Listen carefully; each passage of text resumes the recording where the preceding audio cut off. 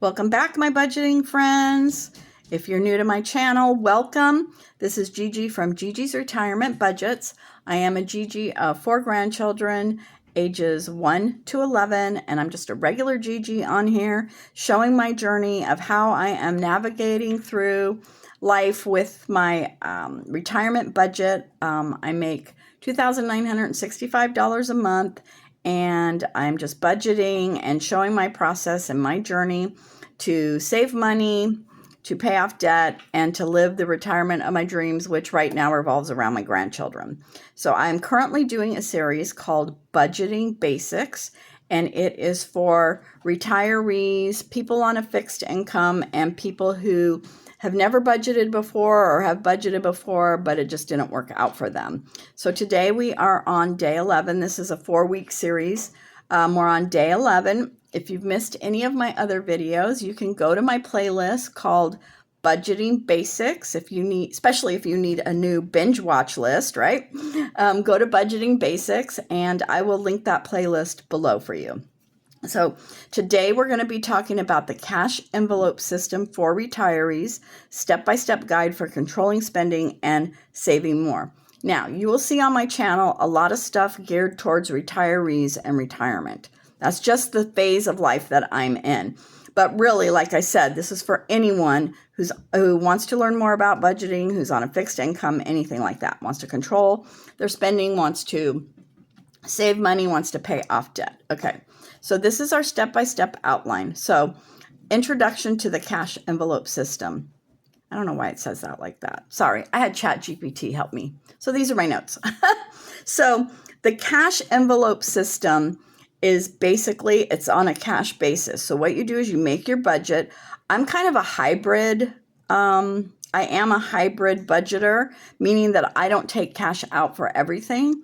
There's quite a few things in my budget that are automatically taken out. What's it called? Automated? I think it's automated. But then, sorry, my focus is going in and out.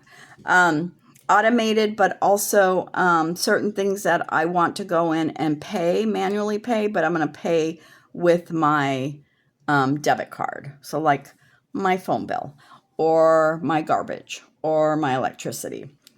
I'm not going to take cash out for those because I'm never going to go to those places to physically pay with cash. And if I take the cash out, I just got to put it back in the bank. But once I do my budget, then I see what things I am going to spend cash on. And then I cash plan, which I show in I have some of those videos. This whole entire process I have in other videos called Budgeting for Retirees in that playlist. But then I will take the cash out and I will put it in the envelopes. And so what you do is you determine in your budget system which envelopes you want to have cash for. So I have my wallet, which is my everyday spending that I carry around with me every day. And in those things, in that wallet, I have things like my giving, my dining out and coffee, my gas, my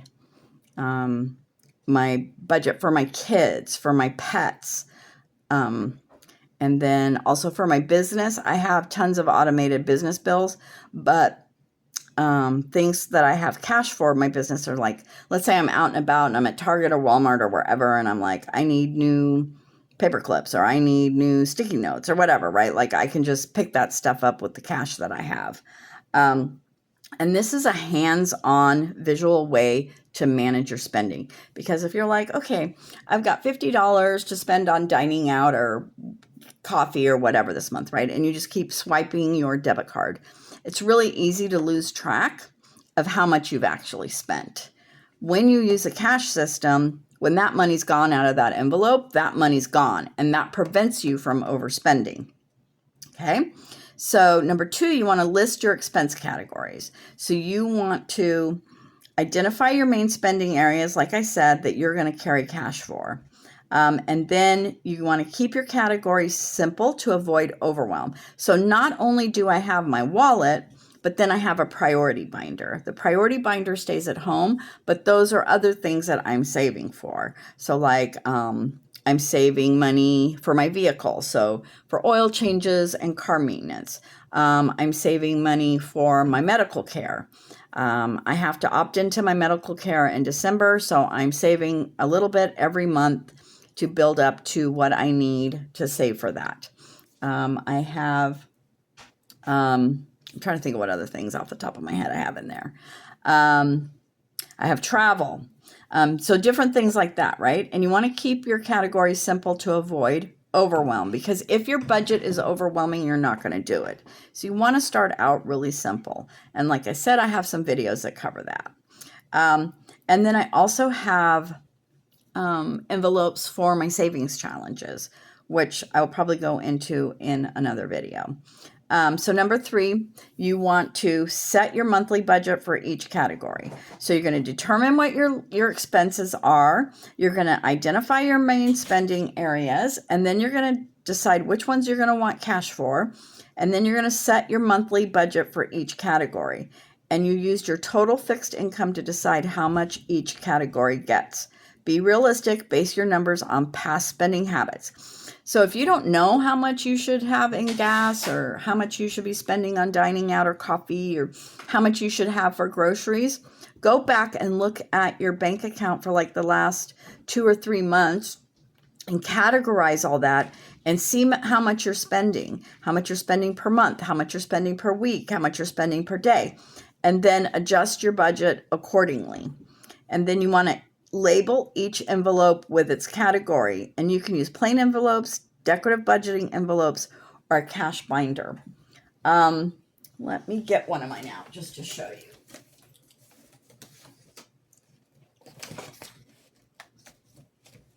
So this is my priority binder, right?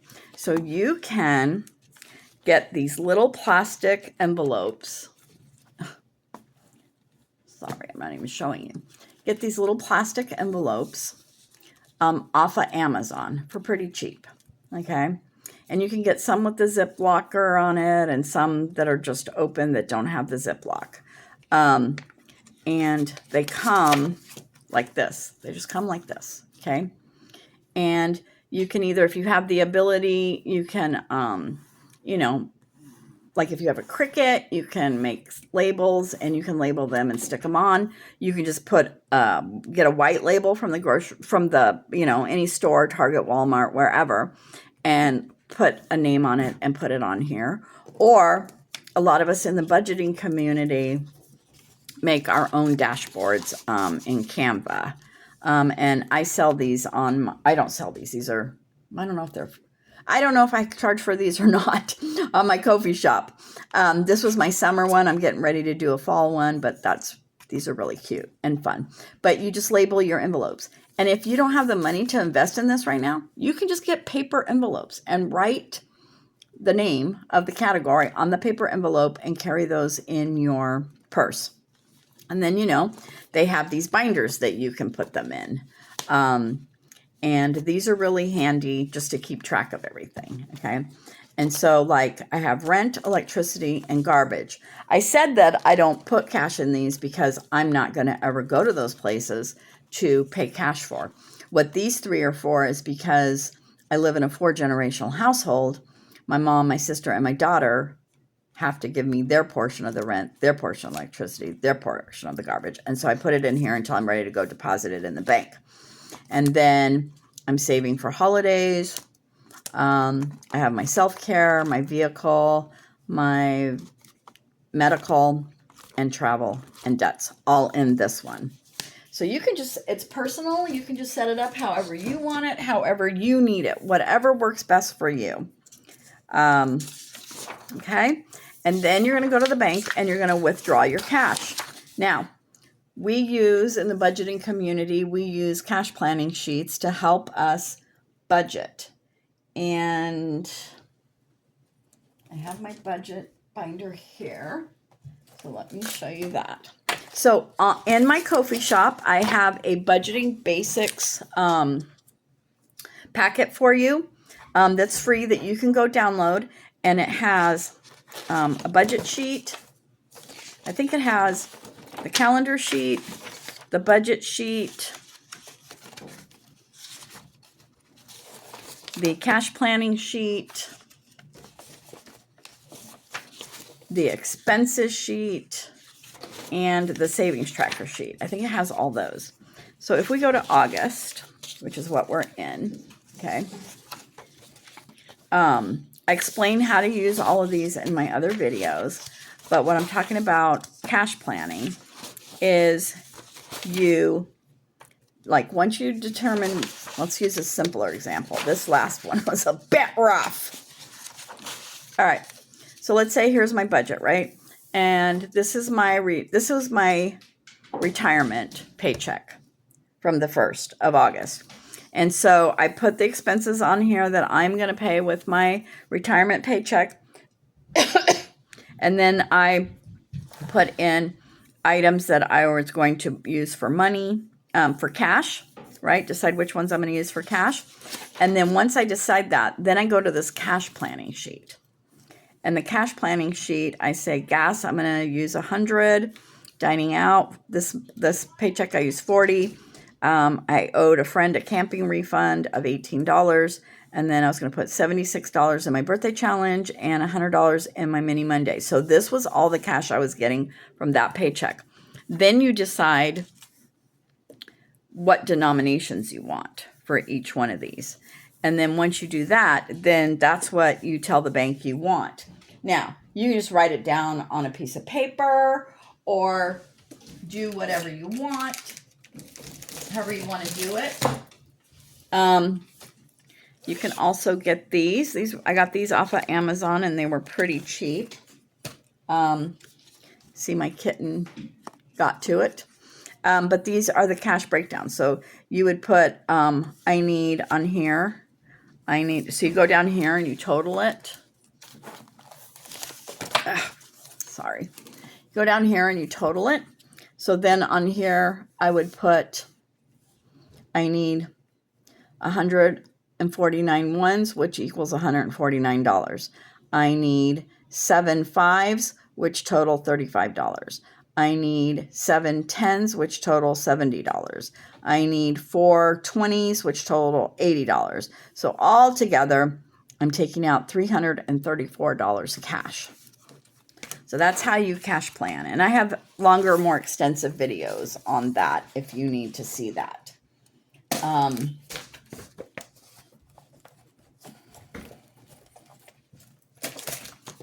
right. So that is withdrawing your cash. Take out the exact budget amount for each category at the start of the month or the week and divide the money into the corresponding envelopes. So once we get all that cash back, now we're going to go cash stuff. And we're going to use that cash planning sheet and we're going to go to all our different envelopes. And like I would go to my gas envelope. And my gas envelope is $100. I usually get 4 20s and 2 10s because it's $50 a week. So I do 2 20s and a 10 every time I buy gas. So I would take out of all my money I just got out of the bank, I would take 4 20s and 2 10s and I would put that in my cash envelope. And you just go through your cash planning sheet like that and you put the money in the envelopes as you designated it on your cash sheet. Okay. And then you're only going to spend from the envelope. So when you need to make a purchase, you're going to use the cash from the correct envelope.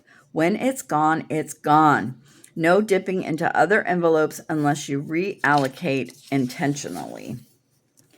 And then what you want to do is you want to track your spending. Keep a small tracker inside each envelope to log your purchases. This helps you see where the money goes and to avoid surprises. And that is, these are budget sheets. That's what this looks like. All right. So you put, like I put for my Social Security check, I put in $10 and I haven't even updated this because I just put $20 in here from my Social Security check from August. I'm really bad at the tracking part. I'm really good about stopping when I no longer have the money, but I'm bad about the tracking part, and I need to get better at that.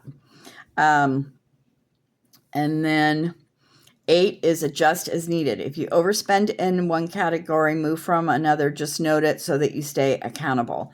Most of my transferring on my budget sheets are me not spending all the money and me moving that money to my challenges so I can save it, which is really exciting. I try to have money left over in my categories.